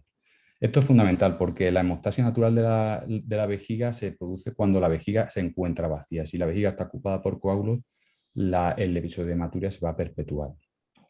A continuación se le coloca el lavado continuo y en una duración de aproximadamente 24-48 horas el cuadro comienza a ceder. Hay veces que el paciente, pues por el motivo que sea, por factores de riesgo de toma de antiagregantes, anticoagulantes, porque tenga una radioterapia previa, que los episodios sean más difíciles de tratar, pues va a perpetuar el sangrado. O bien un paciente que tiene una vejiga coagulada en la que por mucho que la demos con cierta energía el coágulo no se rompe, nos obliga a una revisión quirúrgica para extraer el coágulo de manera quirúrgica y para hacer una hemostasia del lecho que esté sangrando. Maniobras como las instilaciones endovesicales, el oxígeno hiperbárico o la embolización de arterias hipogástricas son maniobras que son menos usadas, sobre todo en el tumor de próstata, y que quedan relegadas a maniobras ya pues, un poquito más desesperadas. Se realiza sobre todo en pacientes, como hemos comentado, con una cistopatía rádica porque se ha radiado la próstata y de manera secundaria aparece una cistopatía rádica que en ocasiones es difícil de tratar, y en estos casos sí es verdad que a veces podemos llegar a ampliar estas maniobras. Aquí vemos el esquema de tratamiento, sobre todo quedarnos con que la hematuria, cuando no es anemizante ni obstruye, se trata de manera conservadora con ingesta hídrica y un estudio ambulatorio, y en caso de que sea obstructiva o anemice, pues precisará el ingreso con una sonda vesical, como digo, de calibre 22-24, lavándole bien para sacarle los coágulos y después instalando un lavado continuo. Pasamos a la obstrucción del tracto urinario inferior, la retención urinaria, tanto en su forma aguda como en su forma crónica. La forma aguda pues muy llamativa, muy manifiesta, es fácil de identificar, y la crónica pues un poquito más insidiosa y tiene algunas particularidades. Cuando el paciente acude con una imposibilidad para la micción, dolor hipogástrico y un cierto grado variable de insuficiencia renal, pues tenemos un cuadro bastante característico de retención urinaria. Con la exploración física habitualmente es suficiente. Vemos un globo vesical bastante llamativo, pero hay pacientes que, pues, por su situación cognitiva, pacientes con un deterioro cognitivo, o si a esto además le sumamos que, por ejemplo, el paciente pueda tener un cierto grado de obesidad, pues el paciente ni nos va a referir la clínica como tenemos que saber, ni le vamos a poder apreciar el globo vesical. En estos casos, pues si tenemos disponibilidad de un ecógrafo, colocándolo a nivel suprapúbico, identificamos claramente un área anecoica que va a ser la vejiga y vamos a poder instalar el tratamiento. Esta imagen simplemente es anecdótica, es una curiosidad, un globo vesical en la que vemos cómo desplaza hacia atrás el recto, hacia arriba el contenido intestinal, ocupa medio abdomen la retención urinaria. El tratamiento del sondaje vesical, solamente quería comentar algunos aspectos, que se suele bastar con una sonda de calibre 14-16, que los pacientes cuando le colocamos esta sonda, pues a veces pueden experimentar espasmos vesicales. Vemos aquí como el globo vesical es un cuerpo extraño dentro de la vejiga y la vejiga se va a contraer de manera muy brusca en un intento de expulsar este cuerpo extraño que no debe estar aquí. Esa contracción brusca va a ocasionar dolor, que suele durar unos segundos, después desaparece y durante ese episodio de contracción a veces sale orina alrededor de la sonda. ¿Esto cómo lo tratamos? Lo tratamos con analgésicos y antiespasmódicos. Los antiespasmódicos, pues el típico, el clásico es la buscapina, pero hay tratamientos como los beta-3 adrenérgicos, los anticolinérgicos, que también a largo plazo pueden ayudar a la hora de manejar este efecto adverso. Las sondas, el paciente va a portarla hasta que le hagamos una revisión con recambios cada 3 semanas si la sonda es de látex o cada 2 meses si es de silicona. Y un último dato, si el paciente tenemos dificultad porque el crecimiento de la próstata nos impide pasar una sonda habitualmente de punta recta, pues lo que hay que utilizar es una punta acodada, una punta Tillman para salvar el obstáculo de esta sonda. Y ante la mínima dificultad, pues nada, remitir al paciente para que intentemos ver si hay algún problema o si necesita otro tipo de derivación, como una cistostomía. La retención crónica, pues como digo, es un curso más insidioso. Además, hay pacientes que muchas veces, antes de tener cáncer de próstata, tienen una patología obstructiva benigna y ya tienen una sintomatología micional, con lo cual muchas veces lo que nos comentan los pacientes es que han experimentado un deterioro importante en la forma de orinar. Ellos orinaban mal, pero es que ahora orinan muy mal. Lo que nos va a marcar la necesidad de un tratamiento más apremiante o no es la presencia de un residuo posmicional marcado, que acumule mucha orina en la vejiga, que la manifestación más llamativa es la presencia de una incontinencia por rebosamiento. ¿Por qué va a ser más apremiante en estos casos? Pues porque los pacientes pueden experimentar una dilatación del tracto urinario superior por reflujo. Aquí vemos como el riñón, esto que vemos más negro, el que vemos anecoico, pues es la acumulación de orina en el riñón. Con el tiempo y la evolución de la enfermedad, si no lo tratamos o no lo resolvemos, pues llega a estos casos en los que el parénquima está completamente atrófico y lo que tenemos es un bolsón hidronefrótico. Cuando hemos identificado al paciente que tiene un deterioro importante de la forma de orinar, que vemos que el residuo posmicional es marcado, y más cuando tiene una incontinencia por rebosamiento, el tratamiento es similar a la forma aguda, el sondaje vesical con las mismas sondas que hemos comentado anteriormente hasta la revisión.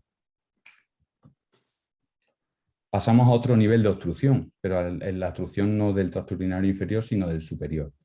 ¿Por qué se puede producir uropatía obstructiva del tracto urinario superior en un paciente con cáncer de próstata? Pues por 2 motivos. Uno, que puede ser el más habitual, hemos visto antes que la próstata está localizada por debajo de la vejiga. Pues cuando el proceso es infiltrativo a nivel local, puede afectar al trígono de la vejiga, que es donde desembocan los orificios ureterales. Cuando estos orificios se ven comprometidos, pues la orina del tracto urinario superior no va a poder drenar adecuadamente y se produce la dilatación. Otro mecanismo por el que se puede producir la obstrucción del tracto urinario superior son aquellos pacientes que tienen una afectación adenopática importante. Las adenopatías pueden comprimir el uréter por proximidad que pasa a su lado y comprometer el drenaje de la orina desde los riñones. Habitualmente, tanto la infiltración como la aparición de una adenopatía no es una cosa que sea aguda, sino que va evolucionando en el tiempo, los pacientes se mantienen más o menos asintomáticos. Y en caso de referir algún tipo de sintomatología, pues suelen ser molestias lumbares, no como en el cólico nefrítico, que es algo agudo, sino algo más vago. En caso de que sea por infiltración del suelo de la vejiga o que sea adenopatías bilaterales y la dilatación sea bilateral, pues el paciente va a experimentar un deterioro de la función renal. Vemos en el último punto la presencia de urinoma, que va a suceder en aquellos pacientes en los que la dilatación es muy importante, la presión dentro de la vía urinaria es importante y en consecuencia parte de la orina a nivel renal puede salir de los cálices y formar una colección alrededor del riñón. Habitualmente estos pacientes, como vemos, pueden ser asintomáticos y se detectan de manera casual en una prueba de revisión y otras veces si tienen un deterioro de la función renal y además el paciente nos refiere a unas molestias lumbares bajas con el antecedente de un cáncer de próstata avanzado, pues debemos realizar estas pruebas para identificar pues esos hallazgos. ¿Cómo lo trataremos? Pues el tratamiento de la uropatía obstructiva del tracto urinario superior va a ser siempre de manera urgente en caso de que el paciente presente infección de la orina que se ha quedado acumulada. Cualquier uropatía obstructiva asociada a infección requiere derivar esa orina. En caso de que no haya infección de la orina retenida y el paciente no tenga un grado de deterioro de la función renal importante, pues podemos valorar con más calma cuál va a ser el tratamiento. Pero en caso de que exista una dilatación importante, insuficiencia renal o que haya una infección urinaria, hay que derivar la orina de esa unidad renal. ¿Cómo lo derivamos? Pues tenemos dos formas. Una es el cateterismo ureteral. Vemos aquí un catéter ureteral doble J. Este catéter va a ser más fácil de colocar en caso de que la compresión sea por una adenopatía. En caso de que sea por una infiltración del suelo de la vejiga, es bastante poco probable que podamos colocarle este catéter. Como digo, este catéter cuando se logra colocar, pues es mejor tolerado por el paciente porque es un tubito que va por dentro, el paciente no va a ver nada. Sí puede notar espasmos vesicales como con la sonda vesical, porque este trocito de catéter que está en la vejiga también lo intenta expulsar, pero habitualmente los pacientes lo toleran bien. Cuando se coloca y el paciente lo necesita de manera permanente, pues los recambios se realizan habitualmente cada 4 meses en quirófano bajo anestesia, aunque hay unos catéteres que disponemos ya nosotros que duran hasta 12 meses. Como digo, habitualmente, si es por una obstrucción del suelo de la vejiga, el paciente no se va a poder colocar el catéter por abajo y va a requerir de una punción de nefrostomía. Esto es una punción de nefrostomía, una punción directamente a través de la piel, de la unidad renal, y se coloca este catéter. Este catéter sobre todo lo colocan en otros centros, es un catéter que suele tener un calibre 8 o 10 y se recambia cada 4 meses. Problema es que el paciente lleva 2 tubitos, uno en cada lado por la espalda, se tolera peor, sobre todo la imagen, la incomodidad de tener que llevar 2 tubos y sobre todo este tipo de drenaje que se llaman pigtail, pues tienen bastante posibilidad de accidente y de salida del mismo por cualquier tironcito, como no tiene un sistema de autorretención fiable, lo que tiene simplemente es este rabo de cochino que se llama, pues tiene posibilidades de accidente. Nosotros lo que colocamos no son este tipo de catéteres. Colocamos sondas de nefrostomía, que son como las sondas vesicales, pero más cortitas, que llevan un globo, que lleva un poquito de suero y que es el mecanismo de autorretención que tiene. Esas sondas las cambiamos de manera ambulatoria cada 3 semanas y no requiere entrar en quirófano, pero como digo, son tubitos que van por la espalda y que el paciente lo lleva peor. Hay que tener en cuenta que estamos hablando de una fase avanzada de la enfermedad. Si el paciente permanece asintomático, no hay deterioro de la función renal y no hay fiebre, pues también hay que ver el estado general del paciente y de la expectativa de vida que tenga. Hay pacientes en los que la expectativa de vida está muy comprometida y realizar cualquier tipo de derivación urinaria pues no tiene sentido. Pasamos a otro tipo de complicaciones. Sí es verdad que son poco comunes, pero el priapismo es una complicación posible en el cáncer de próstata. El priapismo lo tenemos asociado sobre todo a las inyecciones intracavernosas de fármacos para la disfunción eréctil o pacientes que tienen una alteración, una enfermedad hematológica que favorece estos episodios. Pero un 3 al 8% de los casos van a ser asociados a tumoraciones. Y cuando sucede, el 80% son de aparato genitourinario. ¿Por qué sucede? Pues hemos visto que la próstata, cuando crece localmente, puede infiltrar o metastasizar en los cuerpos cavernosos del pene. Sucede sobre todo, como digo, es raro, pero sucede sobre todo en aquellas tumoraciones que tienen gran componente de infiltración local. Tumores de diferenciación sarcomatoide pues tienen más tendencia a poder desarrollar estos cuadros. También puede suceder pues, por compresión de la tumoración pélvica sobre el retorno venoso. Y son tratamientos que son priapismos que responden mal a los tratamientos clásicos que se utilizan para otras causas. La inyección y lavado de los cuerpos cavernosos con suero fisiológico, o la inyección de alfa-adrenérgico en los cuerpos cavernosos, incluso las técnicas quirúrgicas que empleamos en pacientes que han recibido una inyección de Cabernet, por ejemplo, pues no van a responder bien a estos tratamientos. Lo que sí responden bien es a la aplicación de radioterapia local. Y cuando el paciente pues, no responde a la radioterapia o progresa después de la administración de esta, pues lo que nos queda es administrarle analgesia y derivarle la orina con una sonda vesical para que pueda orinar. Otra posible complicación es el linfedema. Estamos hablando de la causa tumoral por infiltración local y afectación ganglionar importante. Pero también se puede producir en pacientes que han recibido radioterapia o que han sido sometidos a una linfadenectomía en el contexto de una intervención quirúrgica.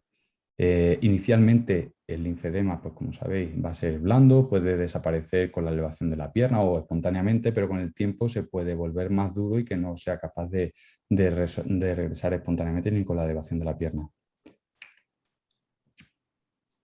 Cuidados que tenemos que tener, pues proteger la pierna, el miembro inferior, aunque también puede aparecer en genitales, proteger de lesiones, evitar el calor, mantener la piel limpia, en caso de que sea la pierna, elevar la pierna. La fisioterapia descongestiva, que es masaje linfático, compresión, ejercicios y sobre todo pues, el cuidado de uñas y evitar andar descalzos para evitar lesiones. Cuando es posible aplicar un tratamiento, pues evidentemente aplicar el tratamiento para mejorar la situación del tumor y ver si puede regresar este linfedema. Vamos terminando y pasamos a una complicación que, igual que el linfedema, no es una complicación propiamente urológica, pero sí es verdad que esta complicación está bastante relacionada o es bastante específica de la patología tumoral prostática. Y lo es por 3 motivos. Los 2 primeros, la terapia de deprivación androgénica y la edad avanzada, pues como hemos visto, hemos comentado anteriormente, pues puede ver afectada la densidad mineral del hueso. Y luego, por tercer motivo, por la propia enfermedad que tiene una localización preferencial a la hora de metastatizar en el tejido óseo. Es por ello que desde que se comienza el tratamiento con deprivación androgénica hasta el final de la enfermedad, debemos tener mucha precaución en este aspecto. De hecho, los pacientes cuando inician tratamiento androgénico lo que nos recomiendan es realizarle una densitometría y un algoritmo FRAC para determinar el riesgo que tiene en la evolución de la enfermedad de desarrollar una fractura. Incluso cuando aparecen las lesiones metastásicas, debemos saber que los pacientes en los que aparecen estas lesiones tienen más riesgo, como ha comentado también André Jan, de desarrollar eventos relacionados con el esqueleto. ¿Cuáles son los eventos óseos relacionados con el esqueleto? Pues los eventos son la necesidad de cirugía, que puede suceder en un 3% de los pacientes con metástasis óseas, la compresión medular en un 7% de los pacientes, la fractura patológica en un 22% de los pacientes o la necesidad de radiación por dolor en un 29% de los pacientes.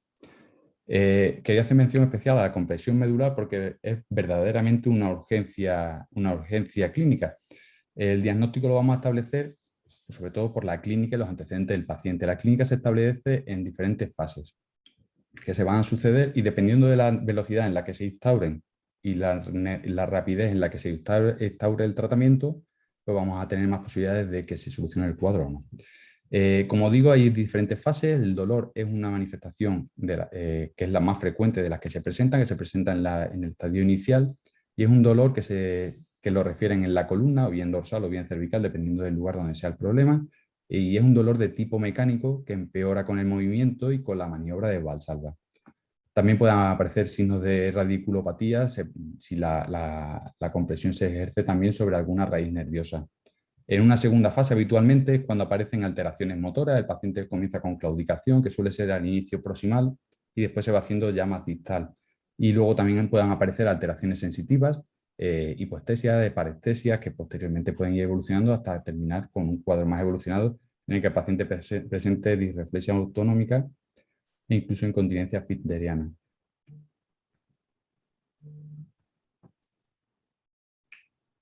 El tratamiento de la compresión medular, como digo, es una urgencia. Cuanto antes lo tratemos, más posibilidades de éxito. Cuando se trata en las primeras 24 horas, tiene muchas más posibilidades que si se trata a partir de los 7-10 días. El tratamiento va a ser con corticosteroides y radioterapia, salvo que el paciente tenga una lesión que sea inestable. También se realiza cirugía en caso de que con los corticosteroides o la radioterapia el paciente no mejore el cuadro.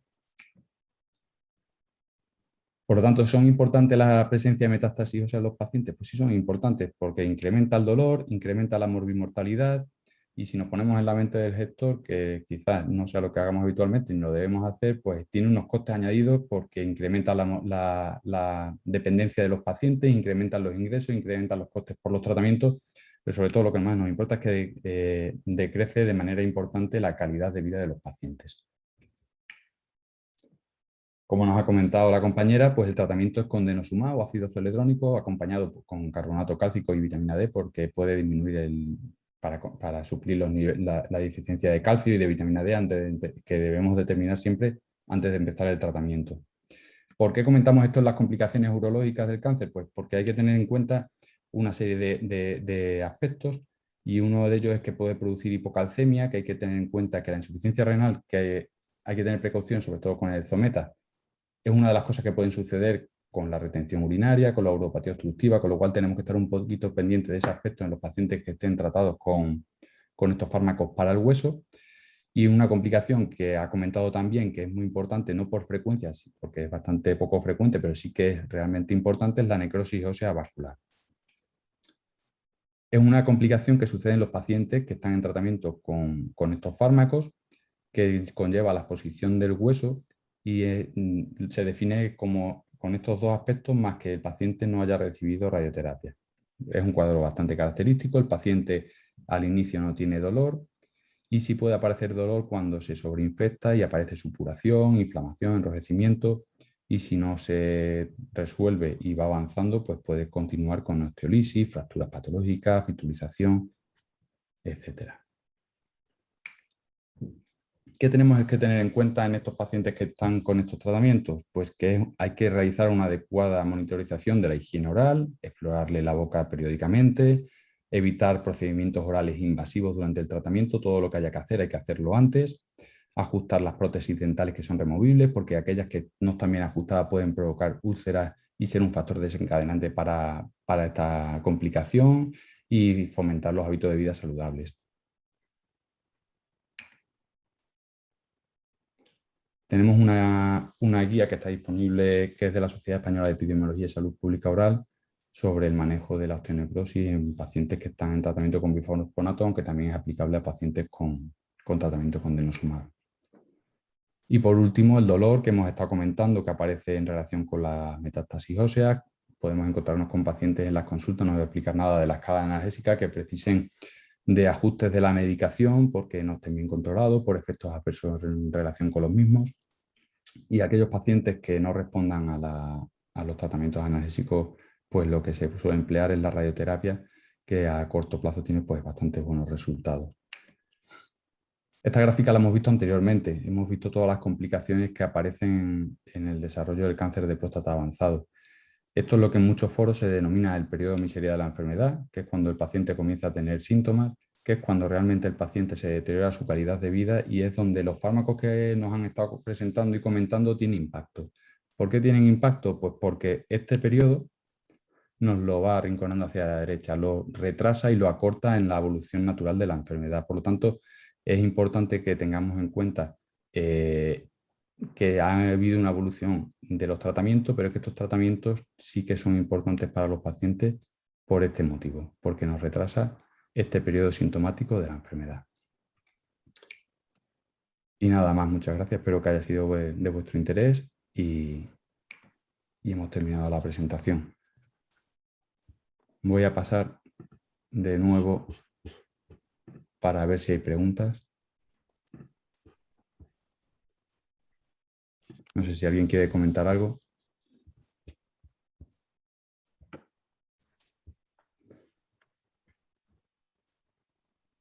¿Qué papel juega la atención primaria en estos pacientes? Seguimiento óseo, cardiovascular. Sería interesante tener protocolos y comunicación bidireccional.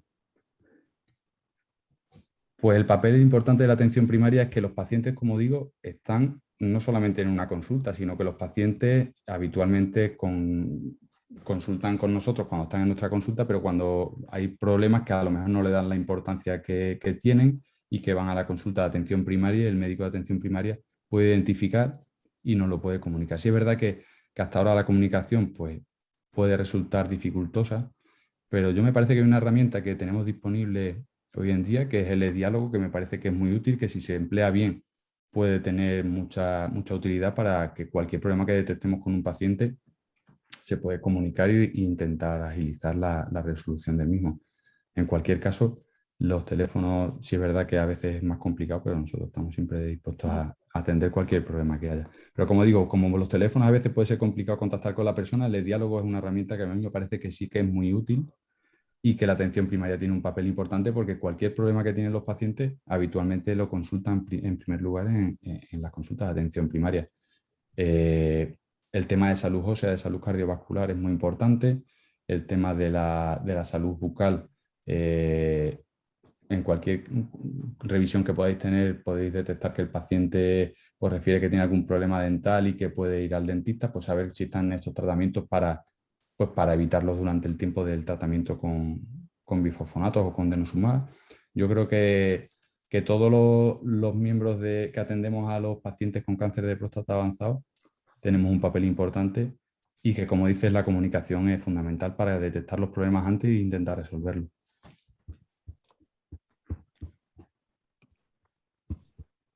¿Algo queréis añadir, Andrea, Ana?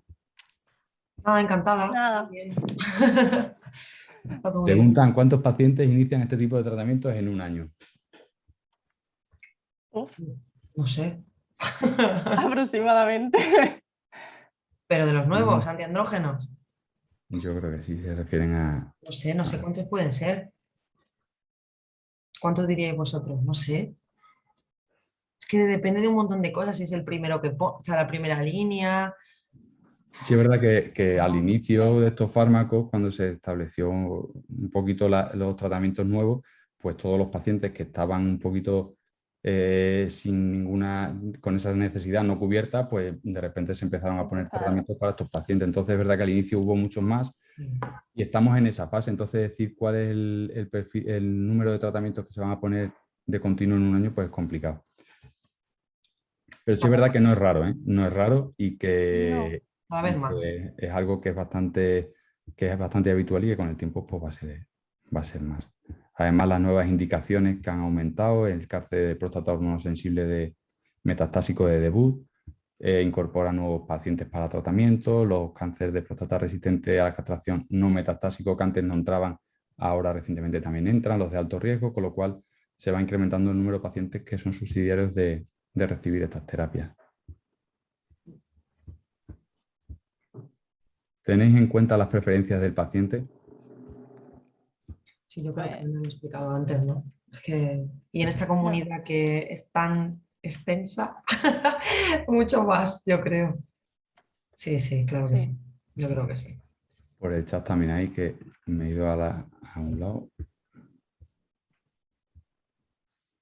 ¿Qué complicaciones son asumibles por primaria? Pues hombre, yo creo que de las complicaciones urológicas propiamente dichas, pues yo creo que el manejo de lo que se vea que realmente es urgente y de las que no son urgentes, la identificación y la comunicación, como hemos dicho, con la consulta especializada. Responsable o asumible, pues bueno, pues depende del ámbito en el que trabajemos y de lo que podamos hacer. Podemos hablar de la hematuria, pues las pruebas iniciales que hemos comentado, las analíticas, la radiografía y la ecografía, si la podemos realizar, aunque sea una básica para descartar cosas importantes, pues se puede hacer. La retención urinaria, pues sobre todo estar pendiente de aquellos pacientes que tienen esta enfermedad, de indagar un poquito en cómo es la forma en la que están orinando, si vemos un deterioro, el residuo funcional, que muchas veces podemos tener problemas para identificarlo por ecografía, porque a lo mejor la ecografía no está disponible. Pues un autocateterismo simplemente posmisional para ver cuál es la orina que le queda. De esa manera podemos detectar pacientes que han presentado un deterioro de la forma de orinar si ese residuo es un problema para él. Otras complicaciones, pues pacientes que tienen esta enfermedad, pues como digo, si refieren unas molestias vagas a nivel lumbar, pues intentar indagar un poquito en si puede ser realmente un problema. Yo creo que asumibles por primaria, pues yo creo que son asumibles entre todas las partes que tratamos al paciente y que lo fundamental es que todos estemos pendientes para que si sucede, las detectemos y las tratemos.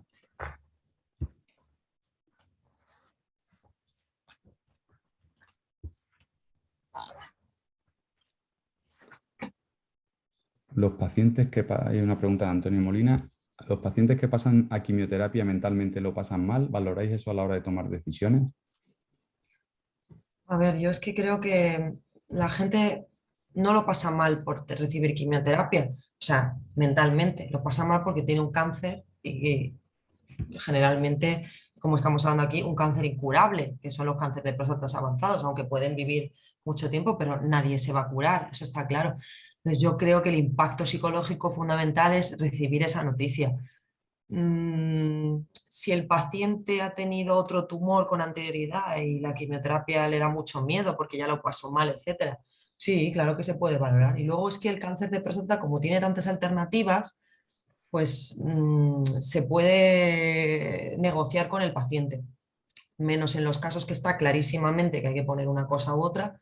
Desde luego, si el paciente, por ejemplo, está plagado de metástasis hepáticas, está en fallo hepático, es que hay que poner quimioterapia, no queda otra. Entonces, bueno, hay que explicarle al paciente la necesidad, darle su tiempo, que él asuma lo que hay. Y yo creo que eso debemos decirlo con tacto, pero creo que no es en sí por recibir la quimio, sino por el diagnóstico que hay detrás. De todas maneras, en cualquier caso, al final, en el tratamiento del paciente, lo que estamos buscando en esta fase es cronificar la evolución de la enfermedad, y ahí ya entra también luego las secuencias de tratamiento en las que habitualmente pues, pueden requerir todas las líneas que hemos estado comentando, no todas las líneas, pero varias líneas de tratamiento de las que hemos estado comentando. Con lo cual, al final, el paciente puede pasar por quimioterapia independientemente de que inicie con otro tratamiento. Pues creo que no hay más preguntas. No.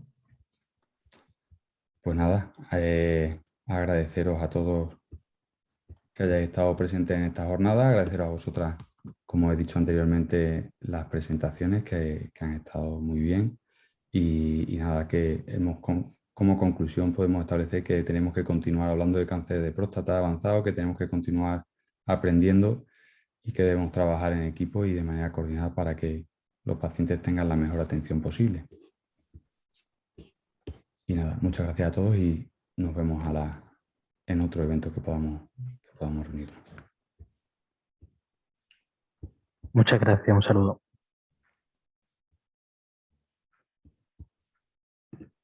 Bueno, Juanlu, adiós. Hasta luego. Chao, buen día.